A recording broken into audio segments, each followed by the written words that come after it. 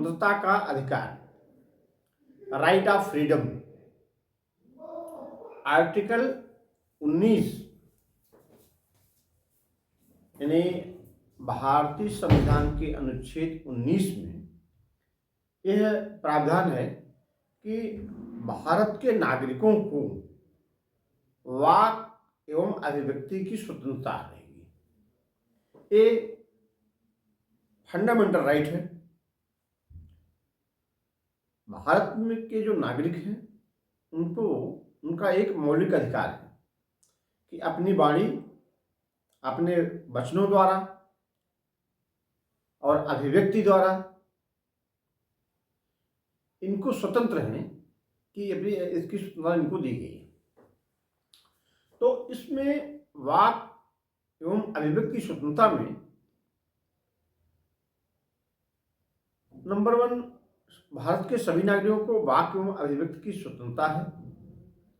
Number 2, शांतिपूर्वक बिना हथियार लिए हुए सम्मेलन अथवा सभा करने की स्वतंत्रता इनको है। संगम या संघ बनाने की स्वतंत्रता है। भारत के राज्य क्षेत्र में सर्वत्र आवास संचरण की स्वतंत्रता है। भारत राज्य क्षेत्र के किसी भाग में बस जाने की स्वतंत्रता है। संपत्ति के अर्जन और व्ययन की स्वतंत्रता, ये भारतीय संविधान के अनुच्छेद पहले इसमें थी कि संपत्ति के अर्जन और व्ययन की, लेकिन इसको संविधान के 44वें संशोधन द्वारा इसको हटा दिया गया है। अब संपत्ति अर्जन और व्ययन की स्वतंत्रता को वहां से हटा दिया गया है। अब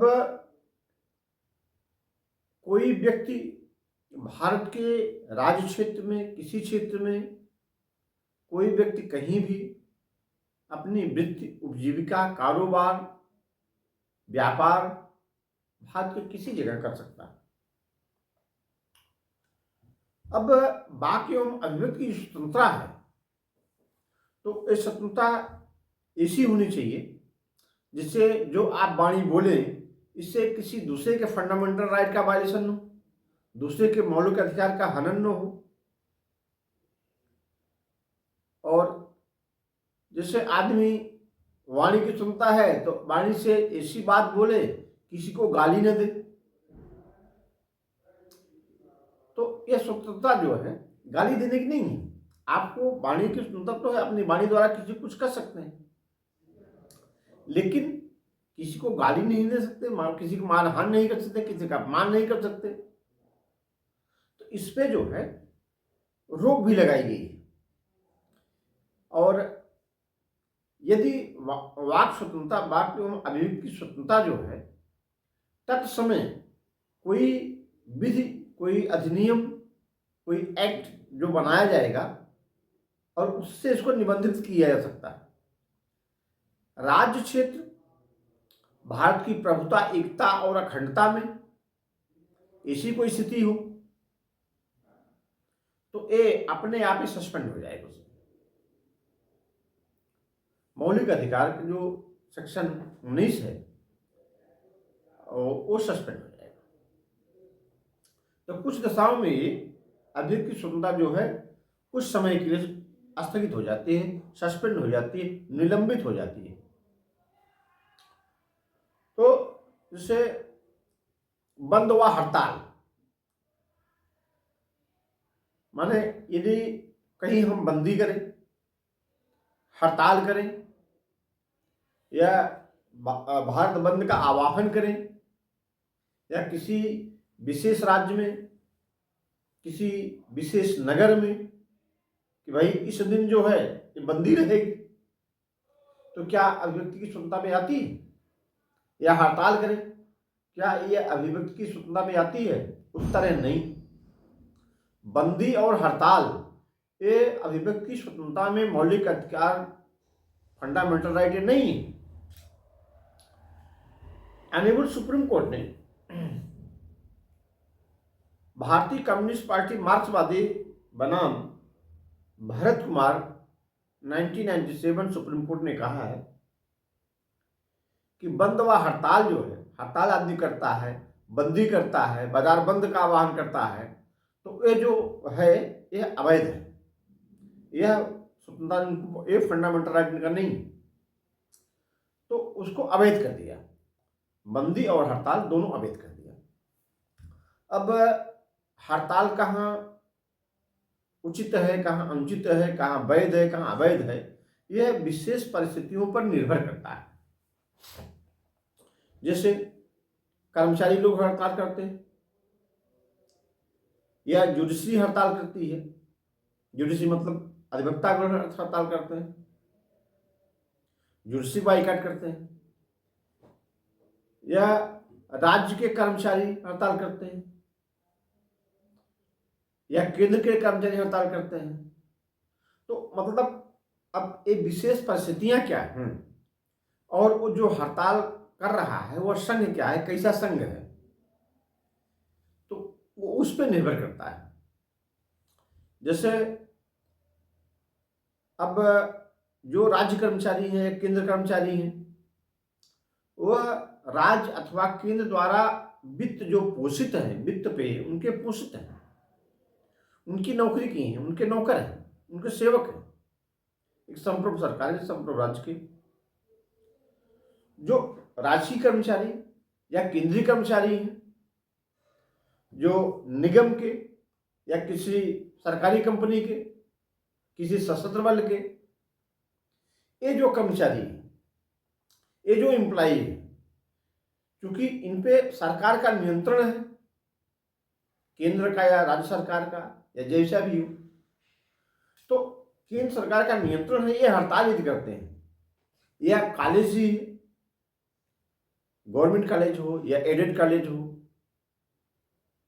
तो इन कॉलेजों को भी जो राज्य द्वारा बनाई गई व्यवस्था है, नियम है, कानून है, उसके द्वारा चलना होगा, उसमें हड़ताल कहीं नहीं।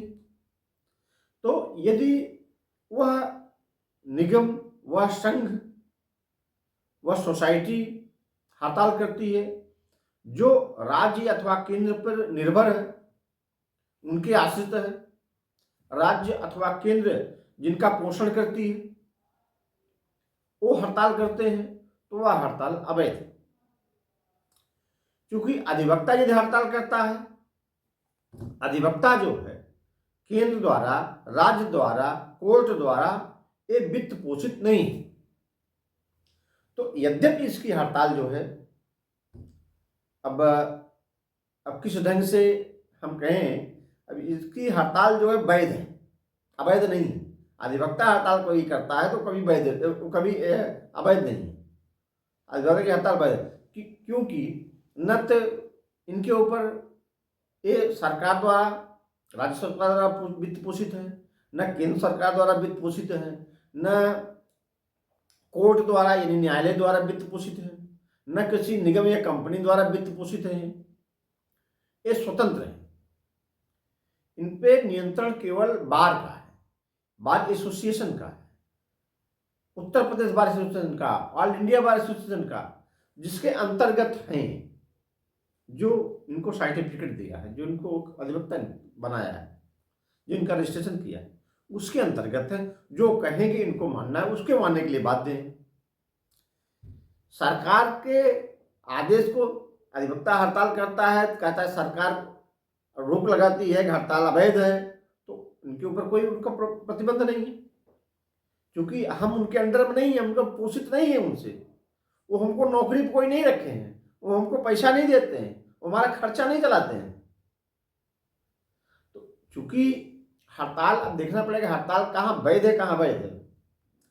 वह निगम, वह संस्था, वह एसोसिएशन, वह सोसाइटी जिसपे सरकार का पूर्ण नियंत्रण, अर्ध नियंत्रण या कमोबेश मात्रा में कुछ नियंत्रण रहता है, सरकार, कोर्ट या किसी निगम, किसी का नियंत्रण रहता है, और जो उन पर निर्भर है ऐसी संस्थाएं जो सरकार, केंद्र सरकार, राज्य सरकार या कोर्ट, न्यायालय जिस पर निर्भर है, ऐसी संस्था यदि हड़ताल करते हैं, वह वित्त, उनके द्वारा वित्त पोषित है, उनके द्वारा जो पैसा दिया जाता है, धन दिया जाता है, उसी पर उनका जीवन निर्भर करता है, उनके उनके परिवार का, तो वो जो है उसके हाथों हड़ताल, उनका जो हड़ताल करते हैं वो अवैध है। लेकिन चूंकि अधिवक्ता को सरकार पैसा नहीं देती, कोई इनको ऐड नहीं देती है, कोई तनख्वाह नहीं देती है, कोई वेतन नहीं देती इनको, इनकी कोई सुरक्षा भी नहीं करती, ये अपनी स्वयं सुरक्षा करते हैं, बात के माध्यम से अपनी सुरक्षा करते हैं। तो इनके ऊपर यदि ये प्रतिबंध लगाया जाता है कि अधिवक्ता हड़ताल न करें, अधिवक्ता जो हड़ताल करेंगे वो हड़ताल अवैध है, तो शायद ये उचित नहीं। क्योंकि कोई व्यक्ति, कोई अधिकारी अपने सबऑर्डिनेट अधिकारी को, अपने सबऑर्डिनेट एम्प्लॉय को डायरेक्ट कर सकता है, उसके ऊपर उसका प्रतिबंध है। लेकिन अधिवक्ताओं पे सरकार का, केंद्र सरकार का, राज्य सरकार का कोई प्रतिबंध नहीं है। हम क्यों उनकी बात माने? हालांकि इस बारे में ज़्यादा नहीं बात करेंगे, ज़्यादा बोलेंगे नहीं, फिर यहाँ वाक एवं अभिव्यक्ति की स्वतंत्रता है, इसके बारे में सोचते हैं, हम गलत लाइन पकड़ लिए थे। अब जो है बंद हुआ हड़ताल, इसको जो है सुप्रीम कोर्ट ने अवैध घोषित कर दिया है कि यदि बंदी होती है, हड़ताल कोई करता है तो यह अवैध है।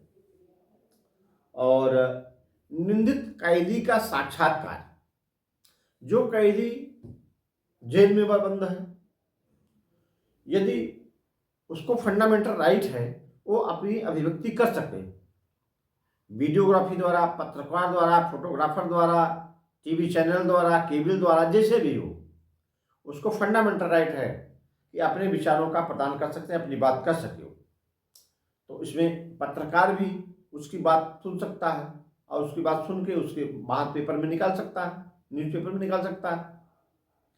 तो यदि निंदित जो कैदी है उसको भी अपने विचार व्यक्त करने की स्वतंत्रता है, जेल में भी।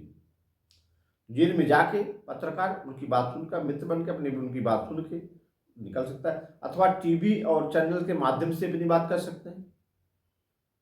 तो अभिव्यक्ति स्वतंत्रता, निंदित कैदी जो है उसको भी अभिव्यक्ति स्वतंत्रता है। ये जो है AIR 1998 में सुप्रीम कोर्ट ने डिक्लेयर किया है, निंदित जो कैदी है, बंद जो कैदी है, उसको भी वाणी एवं अभिव्यक्ति स्वतंत्रता है। नेक्स्ट जो है व्यवसाय युक्त बोलने की स्वतंत्रता, जो केबल टीवी ऑपरेटरों के माध्यम की दशाओं में बोलने की स्वतंत्रता होती है, वह एक प्रकार का व्यवसाय है। इसलिए इस अधिनियम के अंतर्गत इसमें कर लगाए जाने की व्यवस्था है। यह फंडामेंटल राइट नहीं है।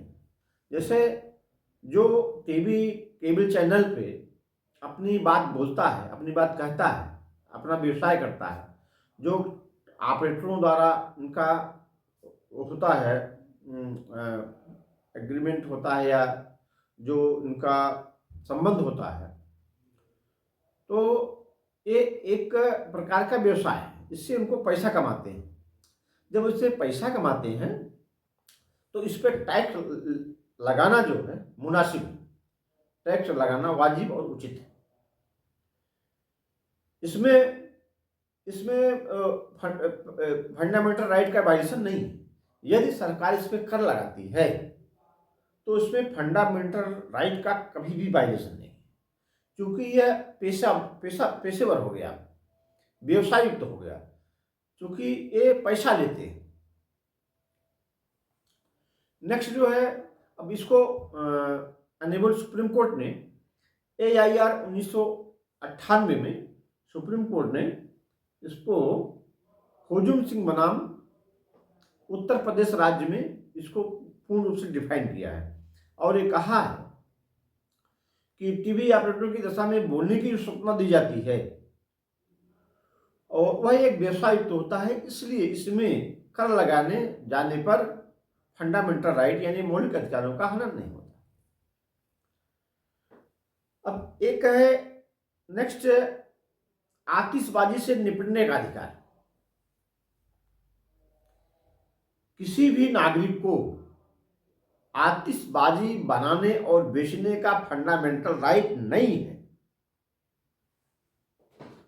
इससे जो है प्रदूषण उत्पन्न होता है, शोर होता है, ध्वनि प्रदूषण, वायु प्रदूषण, डिस्टर्बेशन अन्य लोगों को होता है।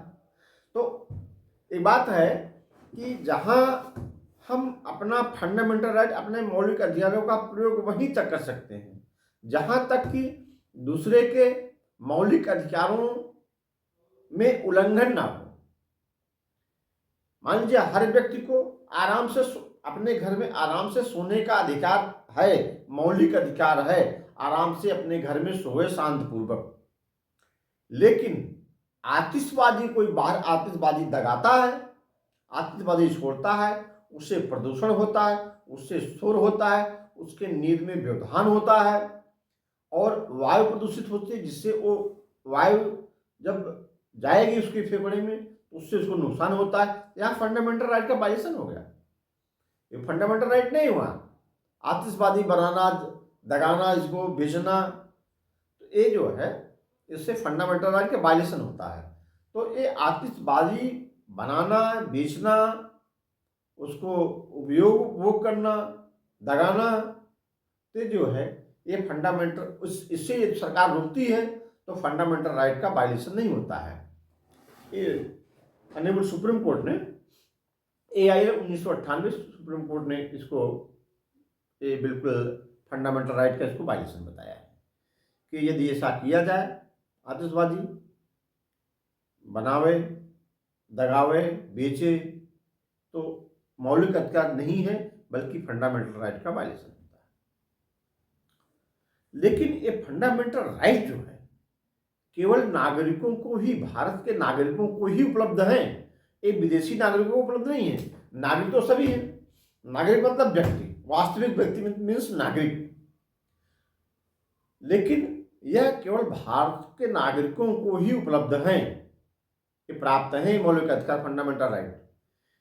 यानी वाक्य एवं अभिव्यक्ति की स्वतंत्रता केवल भारत के नागरिकों को प्राप्त है, विदेशी नागरिकों को ये स्वतंत्रता प्राप्त नहीं है। अब नागरिक कौन है? अब इसमें नागरिक का मतलब होता है, नागरिक का मतलब वास्तविक व्यक्ति से संबंध है, ये भौतिक संबंध है जिसका। जैसे व्यक्ति, हर व्यक्ति भारत का नागरिक है, लेकिन इसके अंतर्गत जो विधिक पुरुष नहीं आते। जैसे हम समझते हैं कि विधिक पुरुष निगम, सोसाइटी, समिति, कंपनी, ये भी निगम पुरुष हैं, ये भी विधिक पुरुष हैं। ये सारे जो है विधिक पुरुष हैं, लेकिन वास्तविक पुरुष नहीं है। यहां मतलब होता है नागरिक से वास्तविक पुरुष से संबंध है। जैसे ये फंडामेंटल राइट, ये वाक्य एवं अभिव्यक्ति की स्वतंत्रता केवल वास्तविक व्यक्ति को, वास्तविक पुरुष को ही उपलब्ध है, यह विधिक पुरुष को उपलब्ध नहीं है। विधिक पुरुष में निगम, सोसाइटी, समितियां, मूर्तियां, ये सब आती हैं विधिक पुरुष में। क्योंकि विधिक पुरुष जो है ये भी मुकदमा कर सकते हैं, इनके विरुद्ध मुकदमा किया जा सकता है। वास्तविक पुरुष से मतलब है नागरिक से, वास्तविक नागरिक से, जो मुकदमा कर सकता है, जिनके विरुद्ध भी किया जा सकता है। लेकिन यहाँ वाक एवं अभिव्यक्ति की स्वतंत्रता की जहां बात आएगी, तहां केवल वास्तविक पुरुष से ही संबंध है इसका है, विधिक पुरुष से संबंध नहीं है। वाक एवं अभिव्यक्ति की स्वतंत्रता कंपनी नहीं कर सकती, निगम नहीं कर सकता, मूर्तियां नहीं कर सकती। तो इसमें जो है फंडामेंटल राइट का वायलेशन केवल फंडामेंटल राइट का वायलेशन वहां होता है जहां सरकार जो है अवैध रूप से उनको रोक देती, बोलने नहीं देती है, उनकी वाणी की अभिव्यक्ति स्वतंत्रता को बंद कर देती है और आने जाने में प्रतिबंध लगा देती है। तो ये जो है इस समय जो है ये वायलेशन हो जाता है। परंतु किन परिस्थितियों में इसका वायलेशन होगा, किन परिस्थितियों में नहीं होगा, यह विशेष परिस्थितियों पर निर्भर करता है। क्योंकि विशेष परिस्थितियां, अब 392 यानी आपात स्थिति लगने के बाद तो ये अधिकार वही फंडामेंटल राइट 19, 20, 21, 22 सब सस्पेंड हो जाते हैं, एक अपने आप सस्पेंड हो जाते हैं। और जब आपात स्थिति खत्म हो जाएगी तो फिर अपने आप आ जाएंगे। तो राष्ट्र सर्वप्रथम जो है, राष्ट्र की एकता, अखंडता और सुरक्षा, संप्रभुता का ध्यान रखना है। जब देश है तभी वहां के नागरिक हैं, जब नागरिक रहेंगे तब एक स्वतंत्र समाज बनेगा, जब एक स्वतंत्र और अच्छा समाज बनेगा तब विधि की रचना होगी, तब संविधान की रचना होगी। तो इसलिए सर्वप्रथम जो है देश की संप्रभुता, एकता, अखंडता को ध्यान में रखना होगा। यदि इससे कोई फंडामेंटल राइट का वायलेशन, इसकी सुरक्षा करने में यदि फंडामेंटल राइट का वायलेशन होता है तो वायलेशन नहीं माना जाएगा। तो आज का सेशन इतना ही करेंगे, अब नेक्स्ट अगले सेशन में।